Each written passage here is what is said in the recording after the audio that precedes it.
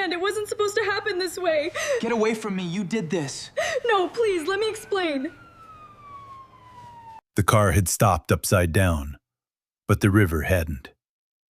Water slammed through the shattered windshield, filling the cabin inch by inch, and Lena Hart was hanging by her seatbelt with blood in her mouth and her left leg trapped under the crushed dashboard.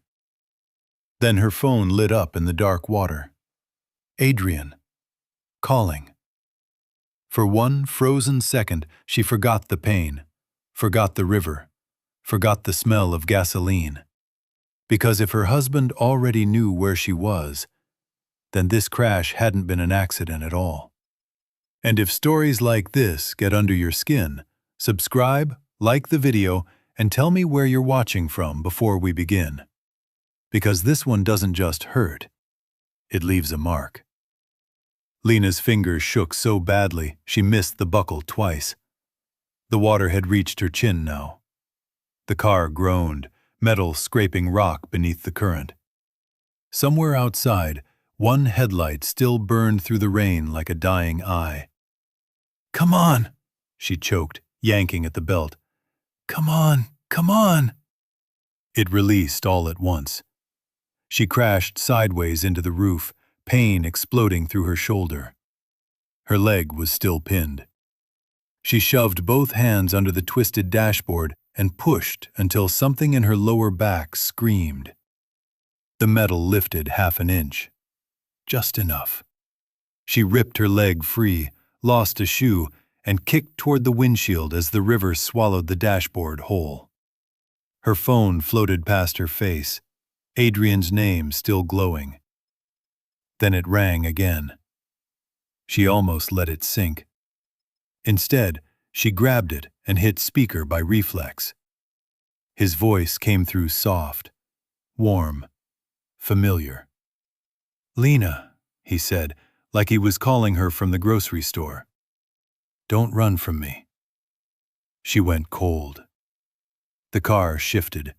Water surged over her head. She shoved through the broken windshield, tore her palms on glass, and exploded into the freezing current, gasping like she'd been born underwater. The river dragged at her coat, slammed her against rock, spun her once, twice. She clawed at branches hanging from the bank and somehow, pulled herself onto the mud. She lay there, coughing black river water, face pressed into wet leaves, while her whole body shook. Above her, on the road, a pair of headlights stopped. Not rescue lights. Too low. Too still. An SUV. His SUV. Lena dragged herself behind a fallen pine as a car door opened overhead. She heard shoes on gravel. Then Adrian's voice in the rain. "Lena!" Not panicked, not desperate. Calling for her the way a man calls for a dog he expects to come back. She bit down hard on the inside of her cheek to stop her teeth from chattering. He moved along the edge of the road. She could barely see him through the brush, just a dark figure outlined by headlights and rain. One hand holding an umbrella, the other holding a flashlight. An umbrella. He had brought an umbrella to the scene where his wife had just driven off a mountain. That was when she knew. He had known exactly where to find her because he had sent her here. Her phone vibrated in her hand. A voicemail. She pressed it without thinking. His recorded voice whispered through the rain. "Baby, if you found what was in the blue envelope, we can still talk. But if you go to the police, I can't protect you anymore." Protect you. The same words he had used for 7 years, since the night their daughter died. Lena shut the phone off and shoved it inside her soaked sweater. Adrian's flashlight beam swept inches from her face. "Lena," he called again, louder now. "You're hurt. Let me help you." She closed her eyes. And suddenly, she wasn't 34 and bleeding in the woods. She was 27, in a hospital corridor, with mascara on her cheeks and glass in her hair, listening to Adrian tell the officer, "My wife blames herself enough already. Please, be gentle." My wife. As if he were protecting her.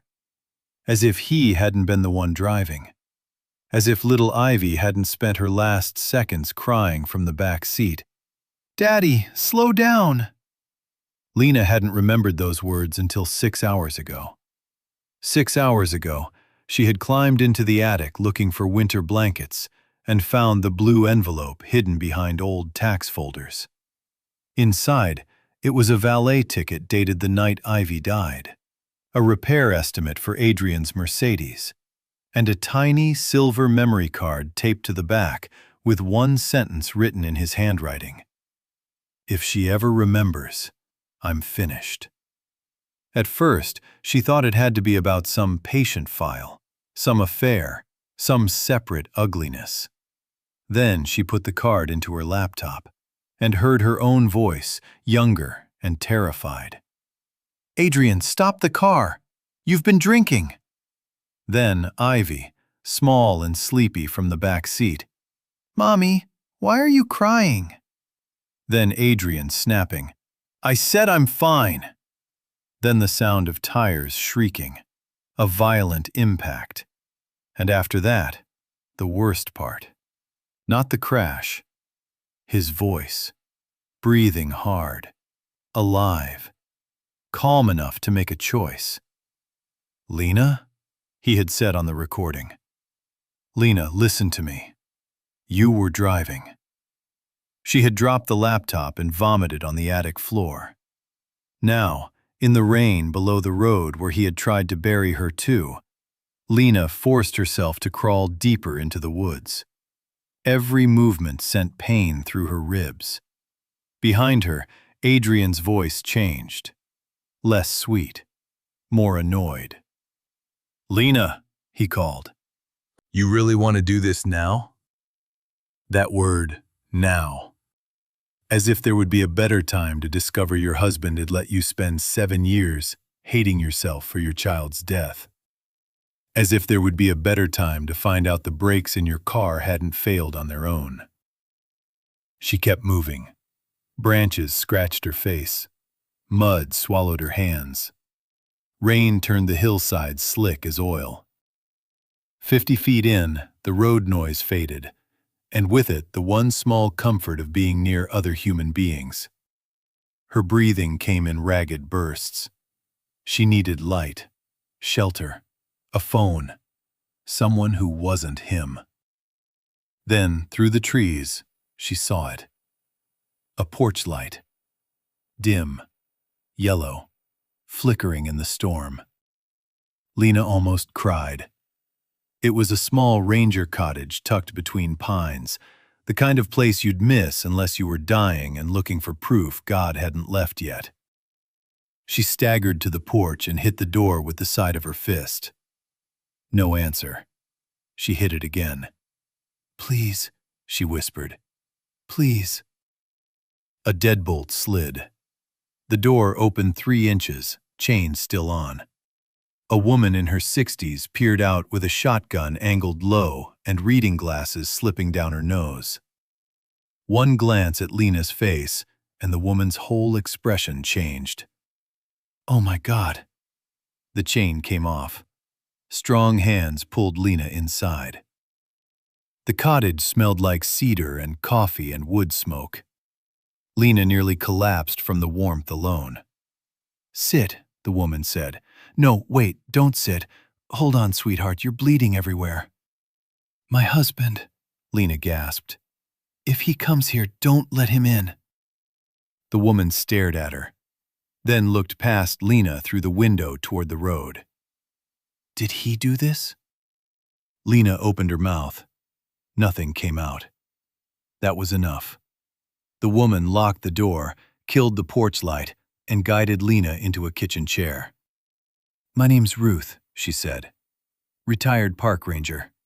I've seen drunk tourists, hypothermia, broken legs, and one very confused moose in this kitchen. but I've never seen a face like yours lie. So tell me exactly how scared I should be." Lena tried. The words came out broken. "There was a recording. My daughter, he said I was driving. I wasn't driving." Ruth stopped blotting blood from Lena's forehead. Something old and wounded passed over her face. "How long," she asked quietly, "have you believed him?" 7 years. Ruth let out the kind of breath people make when anger is too heavy to carry in their chest. "Okay," she said. "Then tonight we stop believing him." She reached for the landline. Dead. Storm damage. Of course. She swore under her breath and grabbed a radio from the counter instead. Static.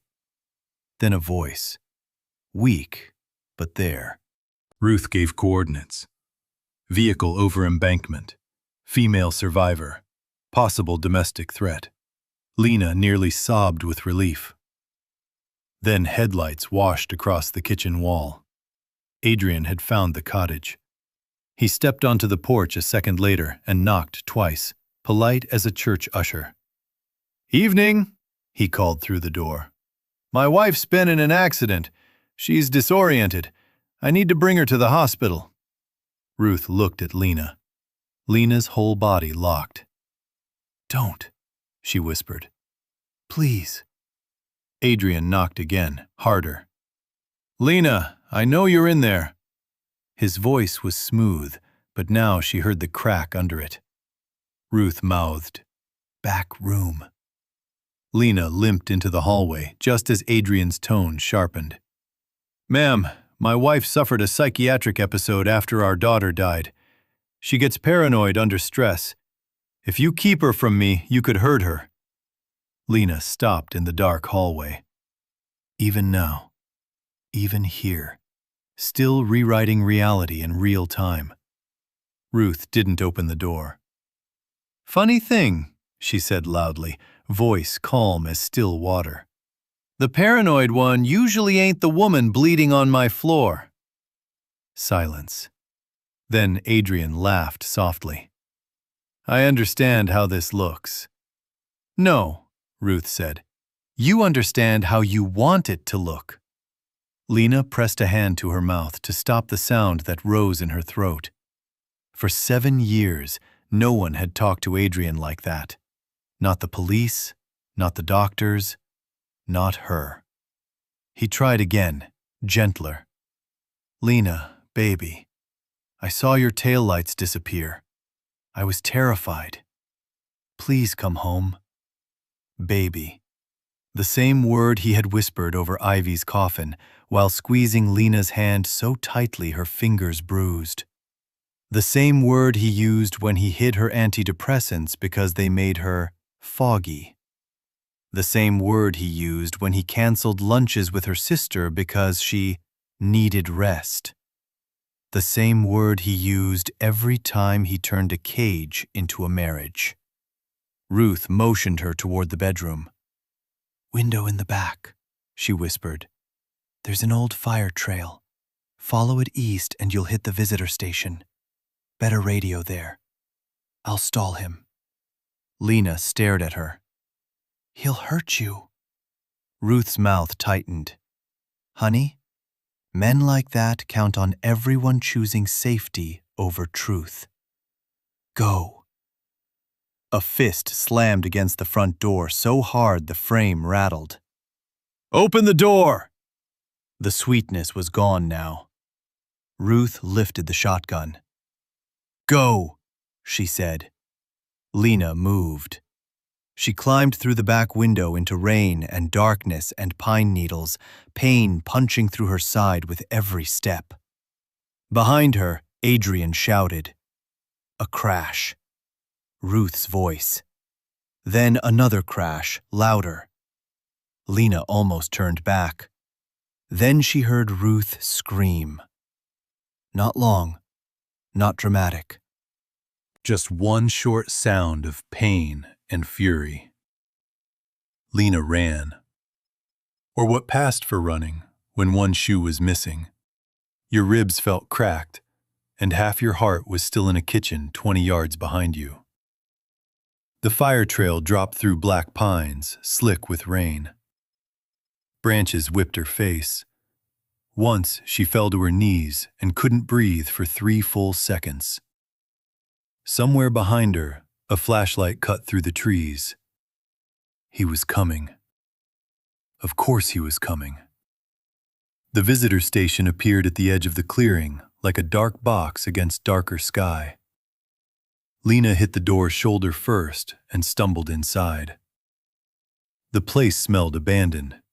Dust, brochures, old wood. She found the desk by moonlight and saw a computer monitor, dead. Then a backup generator switch. Please work. She flipped it. Nothing. Then once more. The lights blinked on. Lena laughed, then cried, then almost blacked out. She found the radio room and slammed the door behind her. The emergency line crackled stronger here. "This is Lena Hart," she said, voice breaking. "My car went off Black Pine Road. My husband tampered with the brakes. He's here. He's trying to—" The office window shattered. Glass exploded across the room. Adrian stepped through the dark outside like the storm had made him out of it. His shirt was wet. His jaw was bleeding. His eyes looked almost black. He held up both hands. "No more running." Lena backed toward the radio console. "You killed her," she whispered. Something flickered across his face. Not guilt, annoyance. "No," he said. "I made one terrible mistake. Our daughter died." He came closer. "And if I had gone down with you, what would that have changed? We still would have lost her." Lena stared at him.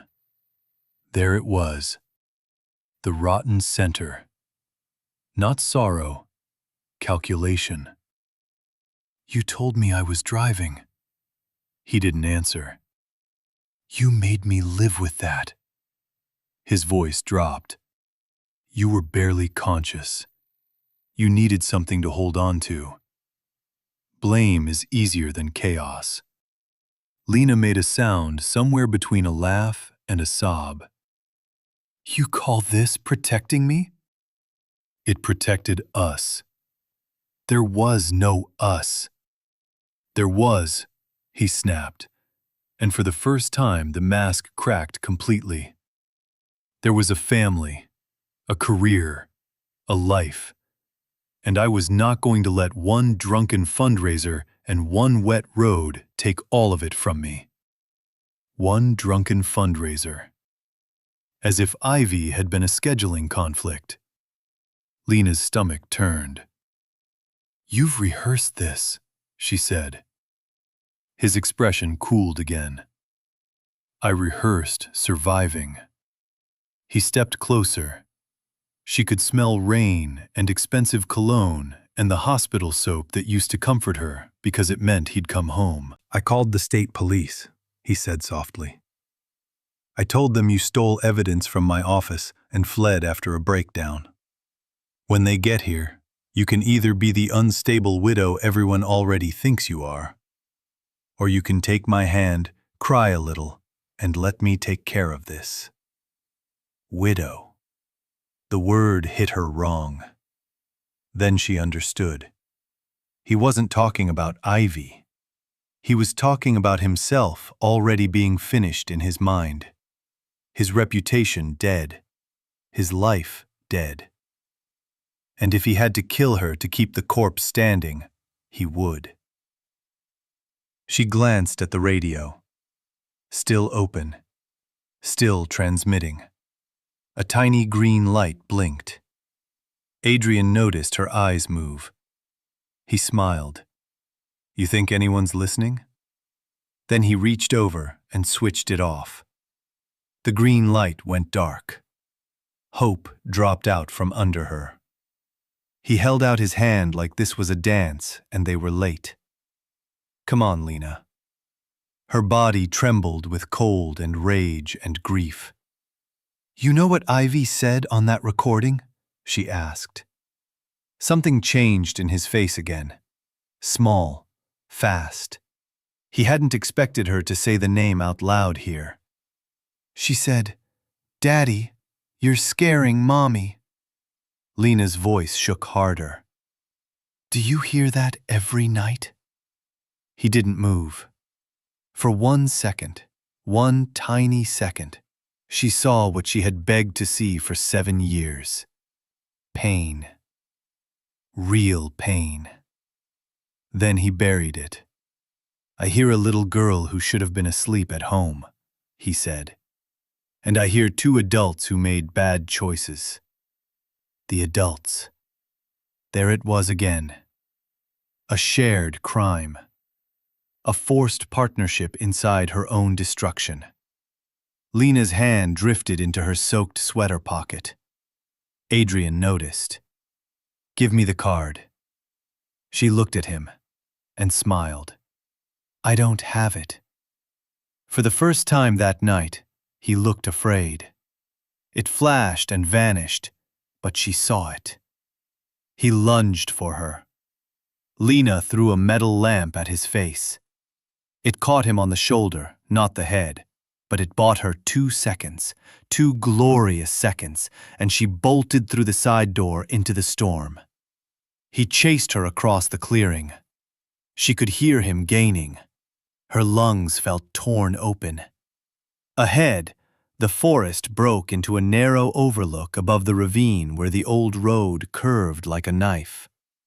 The same stretch, the same mountain, the same place Ivy died. Lena stopped so suddenly she nearly fell. Adrian slowed behind her, breathing hard now, his voice rough. No more. The rain had softened to mist.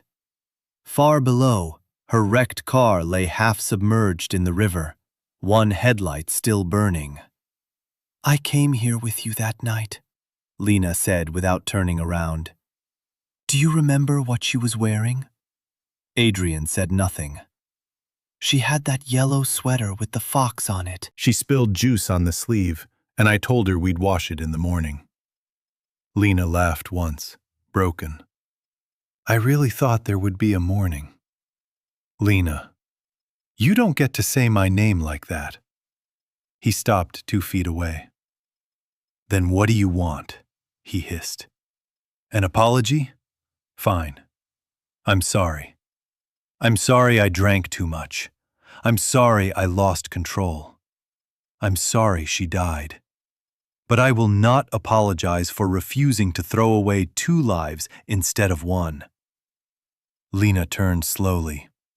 His face was open now, wet with rain. Beautiful in that awful way men can be when evil is still wearing a human shape. You think mine wasn't thrown away? He didn't answer, because he knew. He had watched her disappear inch by inch. The friends she stopped calling. The paintings she stopped finishing. The way she flinched from mothers in grocery stores.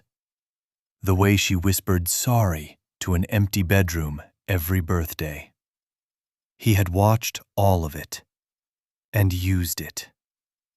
That envelope, Lena said. You kept it because you knew I'd remember someday. He looked at her strangely then, almost sad. No, he said. I kept it because I wanted to believe I was better than what I did. That hurt more than if he'd laughed.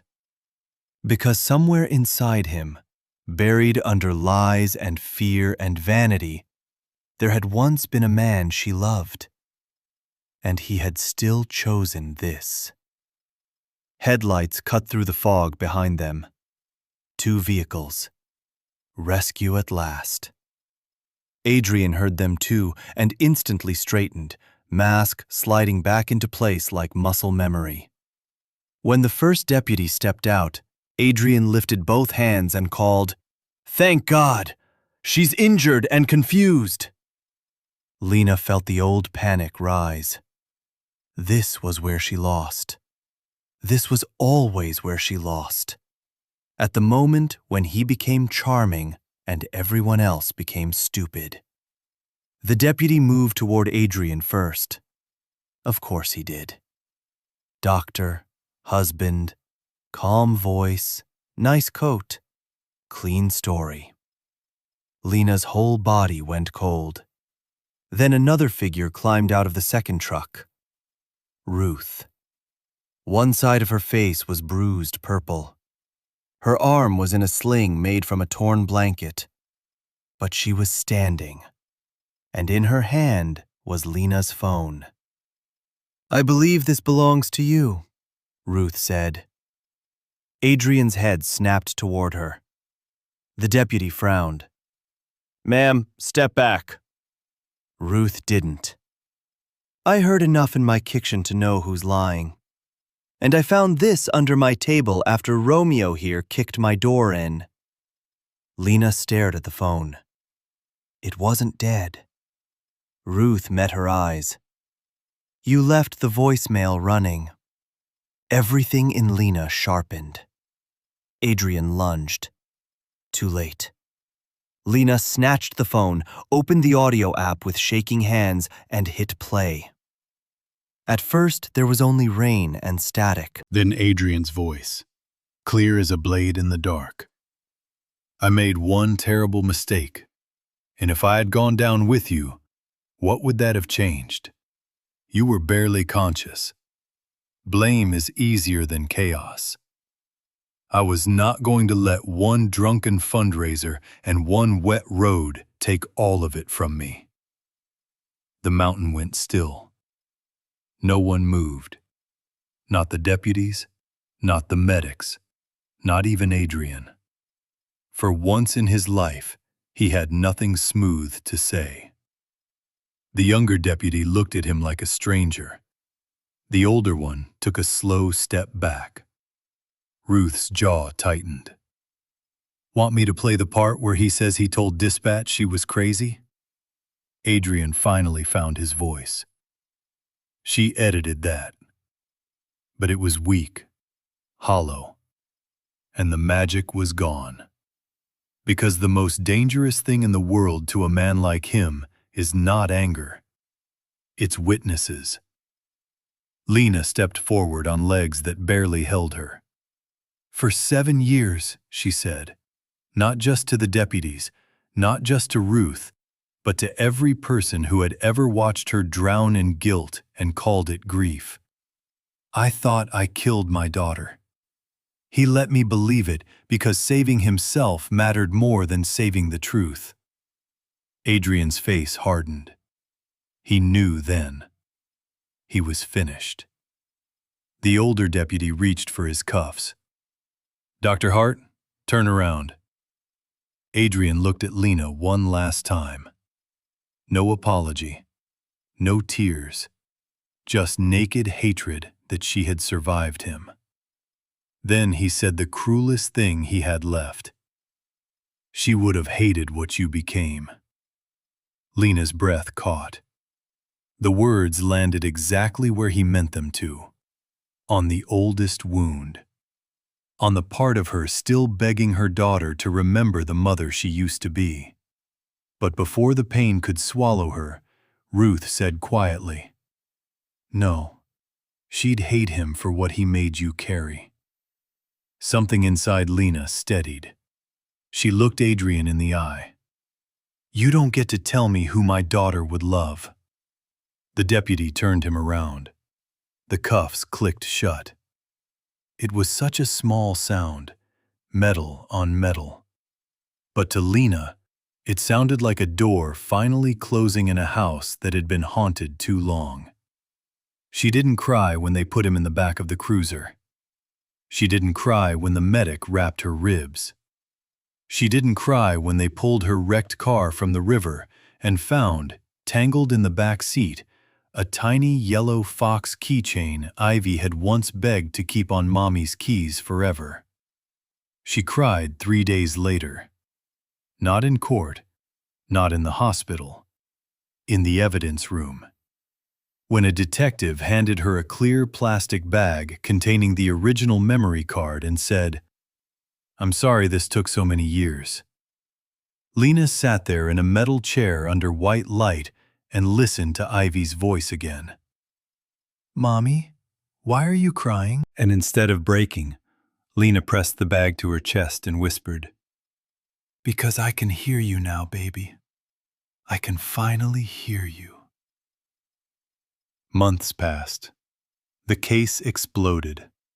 Hospital boards, news vans, headlines, donations pulled. Colleagues suddenly remembering odd things, missing things, the way Adrian always controlled the room before anyone else could speak. People called Lena brave. She hated that word at first. Brave sounded clean. Brave sounded noble. There had been nothing noble about crawling out of a river wanting to live, only because she finally knew she had never abandoned her child. But over time, another word began to fit. Not brave, free. The first morning she painted again. The sun came through the studio window and touched the canvas like it was asking permission. Her hand shook over the first line, then steadied. She painted a little girl in a yellow sweater, standing at the edge of a pine forest, not disappearing into it, but turning back toward the light. When she finished, Lena sat on the floor and laughed through tears, because the girl didn't look haunted. She looked known. A week later, Lena drove back to the mountain. Same road, same curve. No storm this time. Just wind in the trees and summer light breaking across the ravine. She parked, walked to the overlook, and stood where her whole life had split in two. For a long time, she said nothing. Then she took the yellow fox keychain from her pocket and held it in her palm. "I thought loving you meant punishing myself forever," she said softly. "But it doesn't. It means telling the truth. It means living long enough to remember you without breaking." The wind moved through the pines like 1,000 quiet answers. She closed her eyes, and for the first time since Ivy died, the silence around her didn't feel like judgment. It felt like peace. When Lena finally turned back toward the car, the sun caught the river below and set it on fire. Not the kind that destroys, the kind that shows you where the water ends and where the land begins again. He took her voice for 7 years, but on the night he tried to bury her with his lie, she crawled out of the wreckage carrying the one thing he could never survive: the truth. Tell me in the comments, if the person who broke your life begged for forgiveness, could you ever look at them the same way again?